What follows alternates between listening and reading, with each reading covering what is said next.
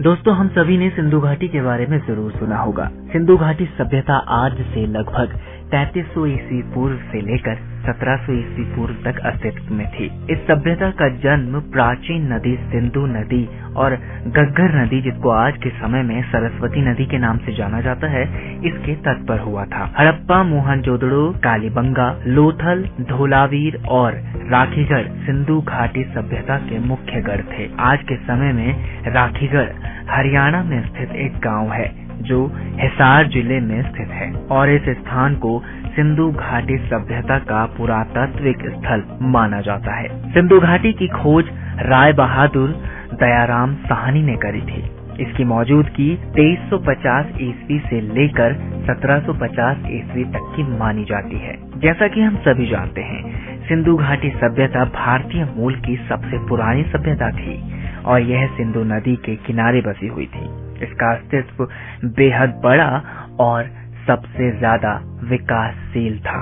खुदाई में कुछ औजार और पुरानी धातुओं के मिलने की वजह से इस सभ्यता की कार्बन डेटिंग के बारे में पता लगाया जाए तो C14 जैसे लक्षण पद्धति की वजह से सिंधु घाटी को 2350 ईस्वी से लेकर 1750 ईस्वी तक की बताया जाता है।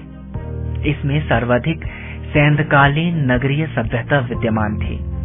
सिंधु सभ्यता पश्चिम पुरातत्व स्थल में से लेकर सुतकालेगढ़, जिसको आज के समय में बलूचिस्तान, पूर्व में आलमगढ़, जिसको आज के समय में मेरठ, उत्तर में मांदा यानी अखूनद और जम्मू कश्मीर के किनारे बसे हुए थे और दक्षिण में दाइमाबाद यानी अहमदनगर और महाराष्ट्र तक सिंधु घाटी फैली हुई थी।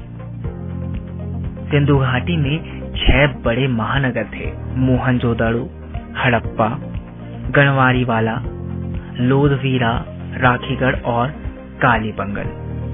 हड़प्पा के सर्वाधिक स्थल गुजरात में पाए जाते हैं। लोथल और सुतकोतदा को सिंधु सभ्यता का बंदरगाह कहा जाता है। जुते हुए खेत और नक्काशीदार ईंटों के प्रयोग का साक्ष्य कालीबंगन में प्राप्त हुआ।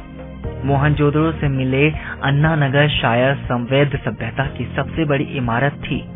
मोहनजोदड़ो से मिले स्नानागार एक प्रमुख स्मारक है जो कि 11.88 मीटर लंबा और 7 मीटर चौड़ा है। मोहनजोदड़ो से प्राप्त एक शील पर 3 मुख वाले देवता की मूर्ति भी मिली है, जिसको चारों ओर हाथी और गैंडे और चीते और भैंसे जैसे जानवरों ने घेरा हुआ है। हड़प्पा की मोहरों में एक श्रृंगी पशु का अंकन मिलता है।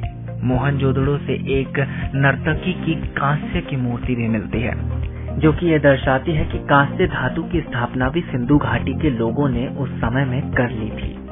मनके बनाने के कारखाने लोथल और चन्नूदड़ो में मिले थे, यानी कि सिंधु घाटी में कारखानों का प्रयोग करा जाता था जिसमें आवश्यक वस्तुओं का निर्माण करा जाता था।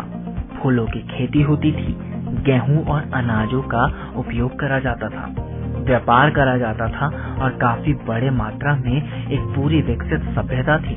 सिंधु सभ्यता के लोग धरती को उर्वरकता की देवी मानते थे, पेड़ों की पूजा करते थे, शिव पूजा करते थे और स्वास्तिक चिन्ह हड़प्पा सभ्यता की ही देन है। हालांकि सिंधु सभ्यता के शहरों में कोई मंदिर नहीं है। सिंधु सभ्यता में मातृ देवी की उपासना करी जाती थी।